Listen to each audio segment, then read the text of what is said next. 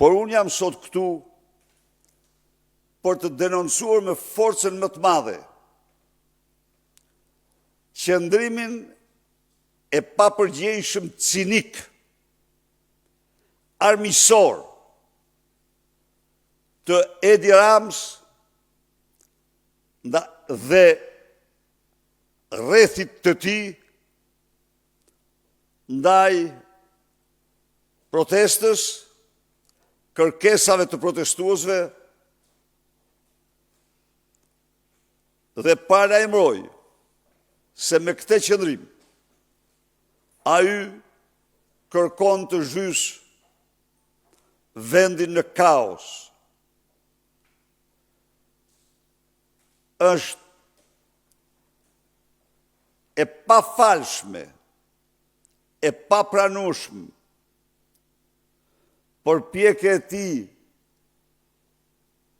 për të sfumuar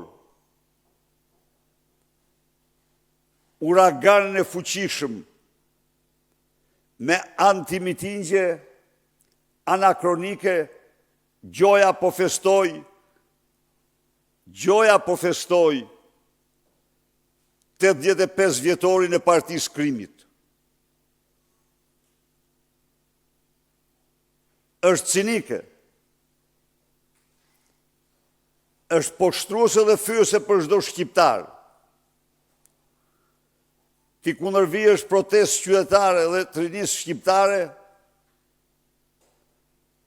me takimin e zgërbonjave të krimit të Partisë Socialiste, takime që ngjasojnë nga Alfa tek Omega me takimet e mafjes. Edi Rama duhet të heqë urgjentisht dorë nga antimitingjet. Të heqë me njërë dorë nga antimitingjet. Të mos sfidoj uraganin e fuqishëm paqësor të rinisë studentore me antimitingje mafiozësh, banditësh, delinkuentësh.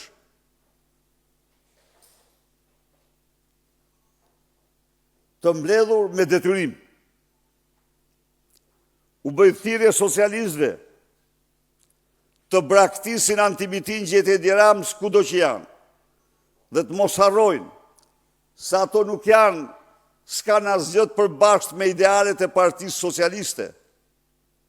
Se ajo parti ka marrë fund se ekziston, është shndruar në rivdekjen e saj, që rilindja gjoja, që e varrosi Partinë Socialiste.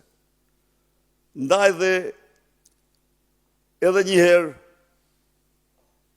dënoj me forcën më të madhe, i bëj thirrje opinionit publik ndërkombëtar, atij politik dhe atij publik të mbështesin fuqishëm këtë protestë, e cila